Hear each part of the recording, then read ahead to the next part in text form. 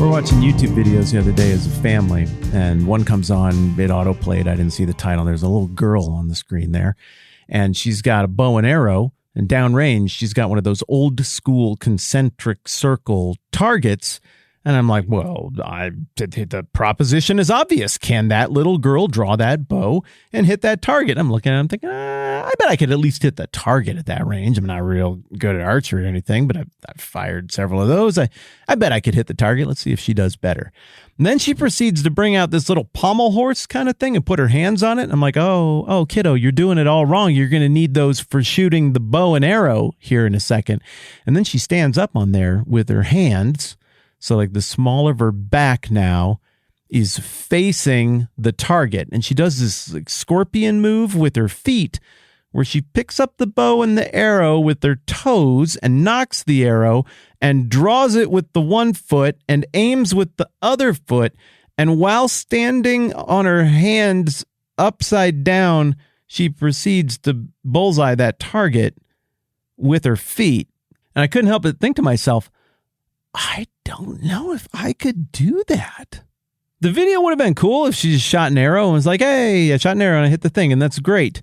But the video was remarkable, and I remembered to tell you about it because she stacked the deck against herself. She made it extra, double, triple, super ridiculously hard so that the whole setup was there. And at that moment that she knocks the arrow and starts to aim, you're like, that's a pretty bold move. Let's see if you can deliver on it. And then she does, and it's all the more impressive because of the setup. Likewise, throughout the Bible, we get all kinds of situations where the God character in the text doesn't seem content to be like, I'm God and I can do amazing things. He seems to want to demonstrate that he can do whatever he wants and is completely unlimited in power, unlimited by human expectations or what people consider to be normal.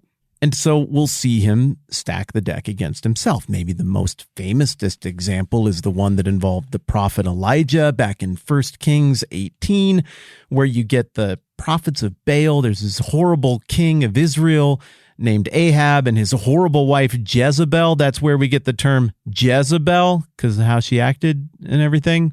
And then Elijah's like, let's have a god off. How about Baal versus actual God? We're going to meet on Mount Carmel. That's a good place for these kind of events. And we're going to get two bulls out there, and we're going to see which God will consume the bull with fire. And the prophets of Baal get to go first. And you guys can have 400 prophets because that's how many you have. But the real God, he just has the one right now. And so I'll handle things on the other side. And then the prophets of Baal come out, and they march around, and they cut themselves, and they yell, and they groan, and Elijah kind of makes fun of him. He's like, yeah, yell louder. Maybe your God is pooping or taking a nap. Paraphrases mine, but it's not even really that much of a paraphrase. That's the kind of stuff he's saying to him. And in the end, all they get is really cut up and no burned bull. And so then Elijah's like, cool, all right, let's do this thing. But first, let's make it harder. Dump a bunch of water on that altar and make sure you drench that wood good and plenty. He does all this stuff to make it even harder for fire from heaven to consume the bull. And then, of course, God sends fire from heaven to consume the bull, and then things get crazy after that. Likewise, number 2 for this episode, here in Matthew 27, right at the end as we get ready to go into 28, it feels like Matthew is doing the same thing, that he's saying to anybody who would have questions about this, hey, let's just give you all the details of the story here so that we dump as much water on this metaphorical altar as possible. Let's make sure that the wood we're trying to start this metaphorical fire with is completely drenched so that there can be no question as to what is going on here when Jesus is raised to life, is completely vindicated, and the religious leaders are exposed for being frauds who are not connected with the God they say they are able to connect people with. So Matthew is bending over backwards, much like the girl in that video, to make it super clear Jesus is really, really dead. A professional executioner has vouched for it. That is implicitly stated in Matthew, explicitly stated in other gospel accounts in the New Testament. Further, we've got a member of the Sanhedrin coming forward. I mean, it looks like that's who it is, or that's what his job is anyway, this Joseph of Arimathea fellow. And he's talking with Pilate. Pilate's not going to give him the body of an alive man, especially given the concerns of the day. Joseph of Arimathea is collecting a dead body. That body is being prepared in front of witnesses, and that dead body is being buried in a tomb with a big heavy rock that rolls in front, which isn't something you're going to want to do if you're burying somebody who's alive. Then, as we talked about yesterday, the religious leaders are going to show up, and they're going to confirm further that Jesus is dead. So Matthew is doing a very clever thing here. He's saying the neutral party, which you can call him neutral, Pilate, he feels like he's the clown king in this scenario. He's just getting played by all sides. Mockery of authority, which is a motif we've talked about a lot, that it runs through the whole Bible. Then you've got the good guys, of course, vouching for the reality of Jesus' death, that being Joseph of Arimathea, and according to the book of John, Nicodemus as well. And then you've got the bad guys even agreeing he's totally dead. So it's kind of like the discovery phase in a trial where we get all the facts out on the table and we figure out all the things we agree on. Okay, so all parties can agree he's definitely dead. Okay.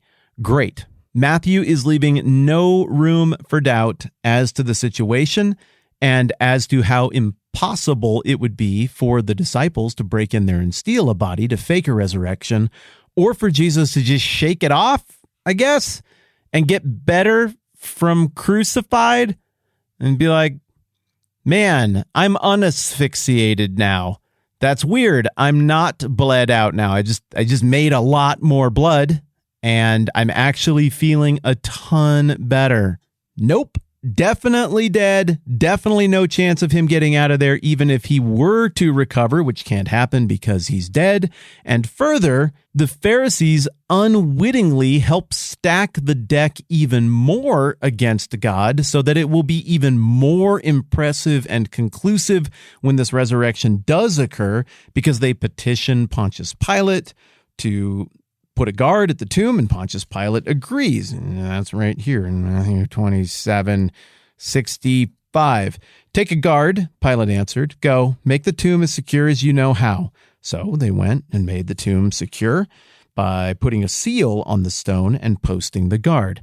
So the deck is stacked even further against the possibility of resurrection now, at the behest of the Pharisees, who got permission, technically you said as secure as we knew how. So we got guards, we got people watching it. We're also going to seal the tomb. What would this seal have looked like? I don't totally know, but I assume it would be the kind of thing where if you messed with it, people would be able to tell that the seal had been broken. Kind of like what they used to do with phones, where it's like, if you get in here and you cut this little piece of tape, then the manufacturer would know you were messing with it and you're not allowed to mess with it. That voids the warranty. Maybe it's that kind of deal where you've got some kind of wax seal or something here that you just can't cobble back together. Once it's broken, it's broken. Maybe there's more clarity on that in the other Gospels, and I just don't remember it. But what we've got coming out of Matthew 27 is an incredible setup. Either this thing is going to spectacularly fall on its face and the whole Jesus thing is going to look absolutely idiotic and ridiculous, or this thing is going to head toward Awesomeville, and everybody is going to need to take a moment to either reject this on some grounds or rethink everything you know about life, death, God, eternity, the point of everything, meaning in life, relationships, ethics, values, hope, time, little stuff like that. The stage is set, the deck is stacked, the die is cast. This is building to an inarguable pivot point in the story that will, looking backwards, either completely validate everything we've seen about Jesus or completely undermine everything we've seen about Jesus. We got high stakes stuff here. I'm telling you, if we turn it over to chapter 28 a couple days from now and it turns out that he's dead, you just wasted 800 episodes times 10. They're never actually 10 minutes long. 8,000. So let's just round that up. 9,000. You just wasted 9,000 minutes of your life. Joke's on you, but it's not on you because it turns out he's going to come back to life in the next one. Home stretch, my friends. Chapter 28 starts tomorrow. I'm Matt. This is the 10-Minute Bible Hour podcast. Let's do this again soon.